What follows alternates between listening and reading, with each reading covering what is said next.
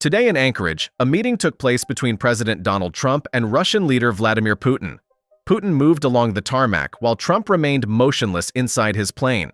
A few minutes later, both emerged, but the diplomatic games for influence were already evident. Here is the moment when Donald Trump steps out of Air Force One, and shortly afterward, Putin demonstratively leaves his aircraft, timing it so that Trump would come out first. The Russian dictator was met with full honors on the red carpet, and it looked deeply humiliating, especially given that Putin is the one who started a bloody war in the 21st century, and now he meets with the US president, being greeted with great respect.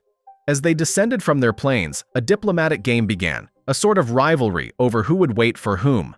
And here's the answer. President Trump emerges first, walking down the steps. As Ambassador Bolton explains, in the past, the main question during such meetings was who would arrive first. But now, Donald Trump is the host. Logically, he should step out first to greet his guest, who is now descending the stairs. The Russian president's plane arrived earlier and stood idle for some time. And so here we have it, a war criminal stepping onto the red carpet in the United States.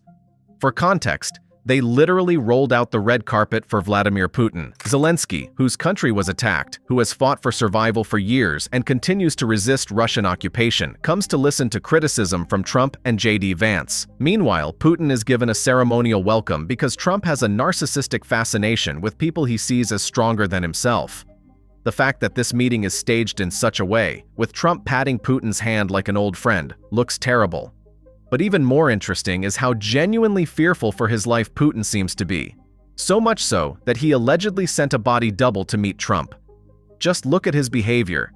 It appears oddly suspicious. Press. Thank you, press. Thank you, press. Thank you, press. Let's go. Thank you, press. Thank you, press. Thank you, press. Let's go. Come on, guys. Come on, guys. Let's go. Let's go. Thank you, press. Let's go. Thank you, press. Thank you, press. Thank you. If this was the real Putin, his actions were strangely off. Consider this. Back in 2022, during a trip to Kazakhstan, Putin ordered a fully equipped bunker to be built in the Russian embassy there. Why? Because even then, he believed someone might try to kill him, even in friendly Kazakhstan. Since then, he has avoided flying altogether, traveling only by secret, unscheduled trains.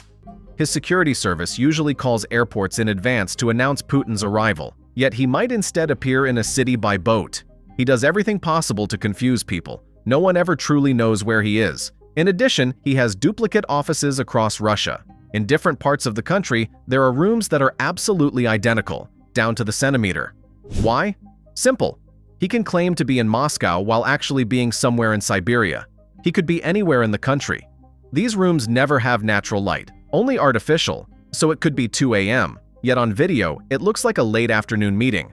Everything is built on illusion. Moreover, at all meetings, Putin sits at a great distance from others participating, driven by a pathological fear for his life.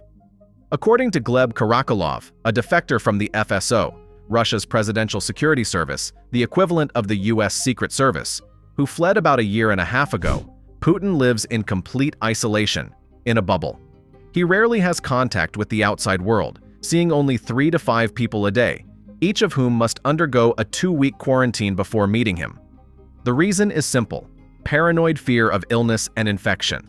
Taking all this into account, it's plausible that Putin sent a double to this meeting, though of course, this is only speculation. Still, considering Putin's KGB background and his usual public behavior, this appearance doesn't quite match his typical profile. What are your thoughts on this meeting? Share them in the comments.